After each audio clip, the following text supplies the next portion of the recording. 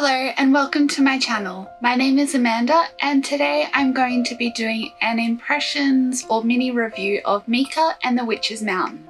Now, why I'm not doing a full review is because whilst majority of the game is complete, with you being able to complete the story from start to finish with all characters available right now, it is still considered to be in early access, with some minigames and dungeons coming at a later date.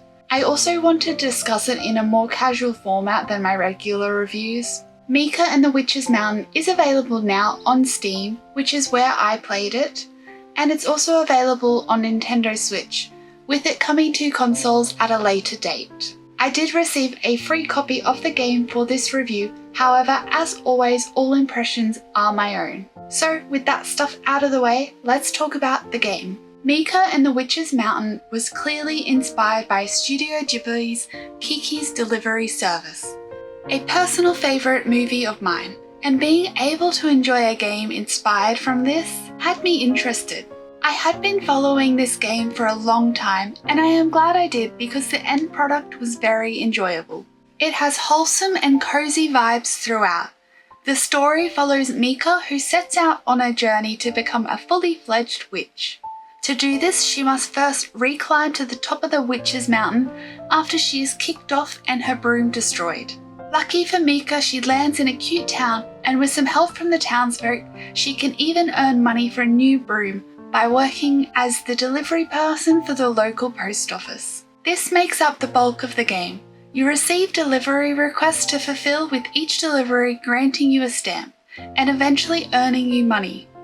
Outside of this, you can also find lost items in the world to deliver to the townsfolk who are looking for them. Each delivery has its own criteria. Of course, everybody wants their parcels undamaged, with things like getting them wet or bumping into trees on your journey not ideal. That said, even with the rating system, I never felt a big penalty on the deliveries, even when the packages were in less than perfect condition. The other part of Mika and the Witch's Mountain is finding all the hidden collectibles. These can be used to purchase items like new outfits for Mika to wear. In general, I found the gameplay loop fun. It can be repetitive, however, with such a short game length, it never really was an issue for myself. The game also looks amazing. I loved the art direction that they had taken. It has this vibrant cartoon feel, and I enjoyed exploring the world that had been crafted. There are also a couple of animated cutscenes which looked really wonderful as well. On to the negatives. For a game about flying on a broom, the mechanics of this were not as tight or controlled as I personally would have liked. On occasion, it was difficult to make perfect deliveries as I would accidentally crash into something. Maybe it is just a me issue, but I wanted to feel more in control when flying, especially as this forms such a large part of the appeal to this game. Upgrading the broom does help, but I do see this being a potential barrier to players at the beginning of the game. The other negative is the controller mapping. I used an Xbox controller with the Steam version, and having jump as the Y button felt a little awkward. I often hit the button to drop packages accidentally instead of jumping due to this.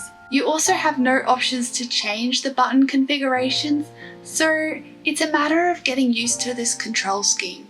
Performance-wise, the game ran really well on my PC, with no issues when I was playing. It did, however, crash upon exiting to the main menu.